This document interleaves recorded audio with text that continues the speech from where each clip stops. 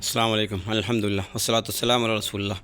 പ്രിയപ്പെട്ടവരെ, ഇന്നലെ സ്വത്തും സന്താനങ്ങളുമായി ബന്ധപ്പെട്ട് നമ്മൾ സംസാരിച്ചതിൻ്റെ ഒരല്പം ബാക്കിയെന്നോണം ഒരല്പം കാര്യമാണ് ഇന്ന് ഞാൻ സംസാരിക്കാൻ ഉദ്ദേശിക്കുന്നത്. നമുക്കറിയാം, സമൂഹത്തിൽ നിരവധി ആളുകൾ പ്രയാസപ്പെടുന്നുണ്ട്.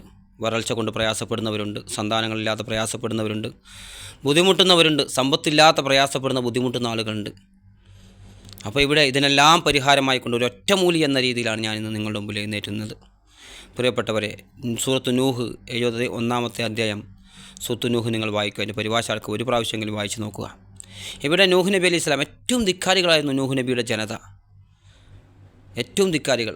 നമുക്കറിയാം, ഇപ്പോൾ ആദം നബി അലൈഹി സ്വലാമിൻ്റെ മക്കൾക്ക് തെറ്റുപറ്റിയിട്ടുണ്ട്. ഒരാളെ കൊല്ലുന്ന അവസ്ഥയിലേക്ക് ഉണ്ടായിട്ടുണ്ട്, ആവിലും കാവിലുമായി ബന്ധപ്പെട്ട ചരിത്രങ്ങൾ.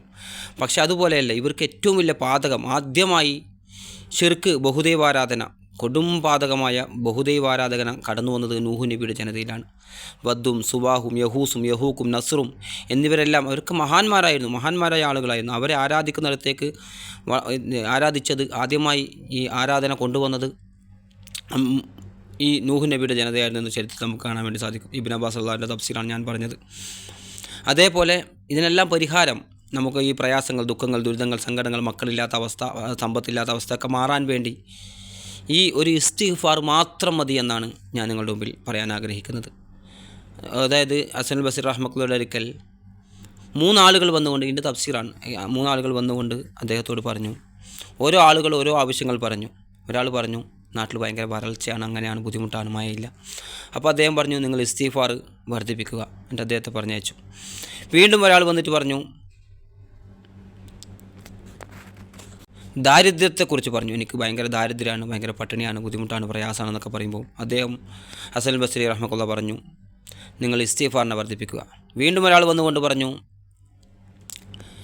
എനിക്ക് മക്കളില്ല, സന്താനങ്ങളില്ലാത്ത പ്രയാസം പറഞ്ഞു. അപ്പോഴും അദ്ദേഹം പറഞ്ഞു, നിങ്ങൾ ഇസ്തിഗ്ഫാർ വർദ്ധിപ്പിക്കുക. ഇത് കണ്ടു നിന്ന ഒരാൾ ചോദിച്ചു, അല്ല ഷെയ്ഖേ, താങ്കൾ 3 ചോദ്യത്തിനും ഒരേ ഉത്തരമാണല്ലോ നൽകിയത്, 3 ആളുകൾ വ്യത്യസ്തമായ ആവശ്യങ്ങളുമായാണല്ലോ താങ്കളുടെ അടുത്ത് വന്നത്.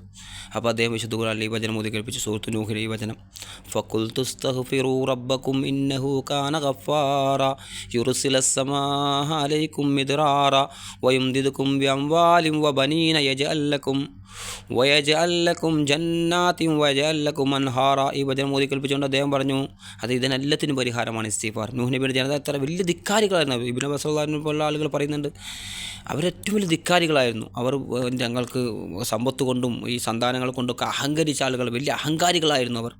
അതുകൊണ്ട് തന്നെ അവർക്ക് തടഞ്ഞു വെച്ചു അല്ലാഹു സുബ്ഹാനഹു വ തആല, പലതും തടഞ്ഞു വെച്ചു. ഭൂമിയിലുള്ള ഈ അനുഗ്രഹങ്ങൾ തടഞ്ഞു വെച്ചു അല്ലാഹു സുബ്ഹാനഹു വ തആല. അവർക്ക് മഴ ഉണ്ടായില്ല, വരൾച്ച ബാധിച്ചു. അവർ നന്നാക്കാൻ വേണ്ടി അല്ലാഹു സുബ്ഹാനഹു വ തആല ശ്രമിക്കുകയാണ്.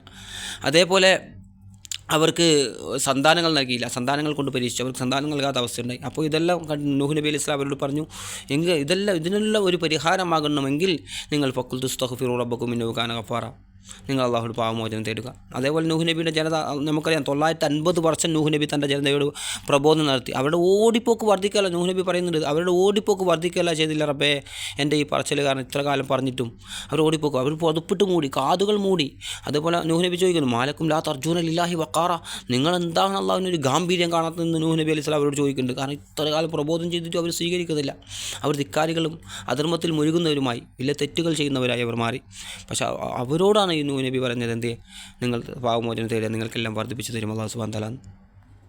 നൂഹ് നബി പറഞ്ഞത്, നൂഹ് നബി അവരോട് പറഞ്ഞു, നിങ്ങൾ നിങ്ങളുടെ രക്ഷിതാവിനോട് പാപമോചനം തേടുക, തീർച്ചയായും അവനേറെ പൊറുക്കുന്നവനാകുന്നു. അവൻ നിങ്ങൾക്ക് ആകാശത്ത് നിന്ന് സമൃദ്ധമായി മഴ പെയ്ച്ചു തരും, സ്വത്തുക്കളും സന്താനങ്ങൾ നൽകി അവൻ നിങ്ങളെ സഹായിക്കുകയും നിങ്ങൾക്ക് നേട്ടങ്ങൾ ഉണ്ടാക്കി തരികയും ചെയ്യും, അരുവികൾ ഒരുക്കി തരികയും ചെയ്യും. ഇതിനെല്ലാം കാരണം എന്താ? നിങ്ങൾ ഇസ്തിഗ്ഫാർ വർദ്ധിപ്പിക്കണം. അതുപോലെ ഇബ്നു അബ്ബാസ് അള്ളാഹിൻ്റെ തഫ്സീർ, ഏറ്റവും മനോഹരമായ തഫ്സീർ അദ്ദേഹത്തിൻ്റെയാണ്. അദ്ദേഹം പറഞ്ഞു, നൂഹ് നബിയുടെ ജനത തങ്ങളുടെ കയ്യിലുള്ള സമ്പത്തിലും മക്കളിലും അഹങ്കരിച്ചാണ് സത്യം നിശ്ചയിച്ചത്. എന്നാൽ അവർ അള്ളാഹുവിലേക്ക് മടങ്ങിയാൽ, അതായത് അള്ളാഹുവിലേക്ക്, തൗഹീദിലേക്ക് മടങ്ങിയാൽ അതിനേക്കാൾ മികച്ച രീതിയിൽ അള്ളാഹു അവർക്ക് അനുഗ്രഹങ്ങൾ നിലനിർത്തി കൊടുക്കുമെന്ന വാഗ്ദാനമാണിത്. അള്ളാഹു അവർക്ക് അനുഗ്രഹങ്ങൾ നിലനിർത്തി കൊടുക്കും, അവർ അള്ളാഹുവിലേക്ക് മടങ്ങിയാൽ. എൻ്റെ അദ്ദേഹം പറയുകയാണ്, മനുഷ്യൻ ചെയ്യുന്ന പാപം മനുഷ്യൻ്റെ ജീവിതത്തിലെ അനുഗ്രഹങ്ങളെ തടഞ്ഞു വെക്കും. അതായത് മനുഷ്യന്മാരുടെ പാപങ്ങൾ ഈ അനുഗ്രഹങ്ങൾ തടഞ്ഞു വെക്കാൻ കാരണമാകും.